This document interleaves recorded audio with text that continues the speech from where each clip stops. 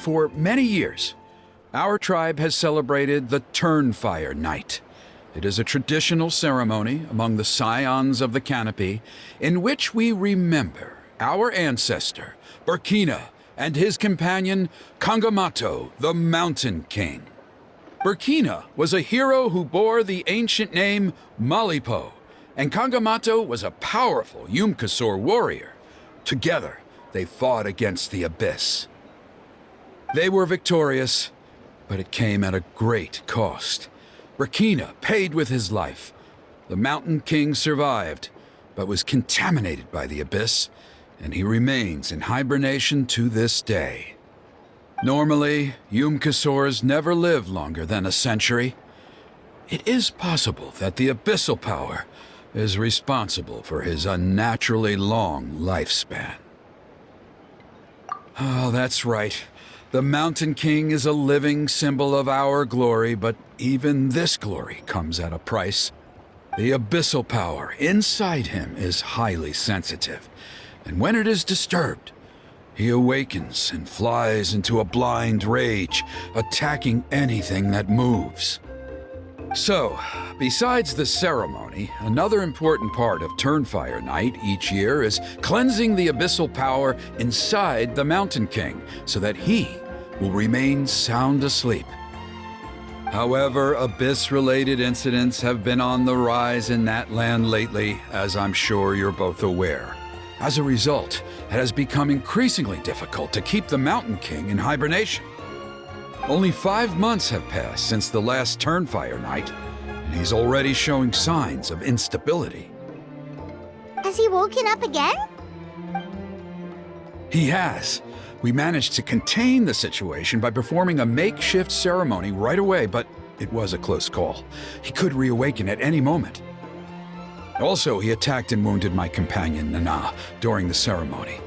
She became contaminated by the Abyss as a result, and... We heard. Such a tragedy. We're really sorry for your loss. Yes, and Nana wasn't the first. Anyway, right now we're preparing for an exceptional Turnfire Night ceremony, and we need to find a suitable flame bearer. From what I've heard about your adventures, I believe you would be perfect for the role. Of course. Plus, he's a bona fide hero who inherited the Malipo name. Oh, you mean Kanich? Yes, he's the one. A hero, worth his weight in gold. And unfortunately for us, he's all too aware of that. No prizes for guessing what he said when I asked him to host a Turnfire Night outside of the annual schedule. An exceptional ceremony? Oh, I'll have to charge an exceptional price. I swear, no other concept exists in that boy's brain. I'm not the one to usually talk about people behind their backs, but I'm convinced the Wayab got hit on the head and took a wrong turn the day it chose to give that ancient name to him. I mean, have you ever heard of a hero whose mantra is, "What's your asking price?"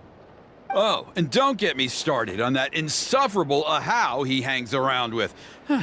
Thinks he's God's gift to mankind. Pompous fool. Yeah, Paimon has to agree on that last part.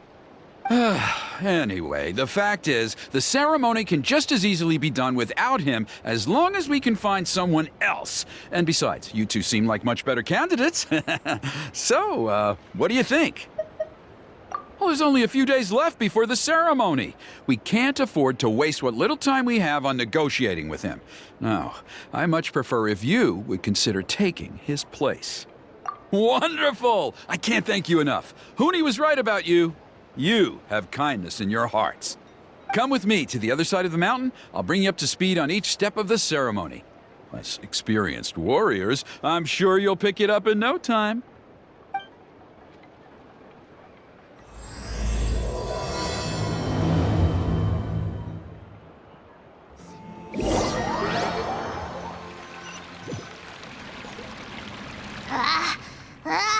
Achoo! Curses! Who dares insult the great Kahula How behind his back?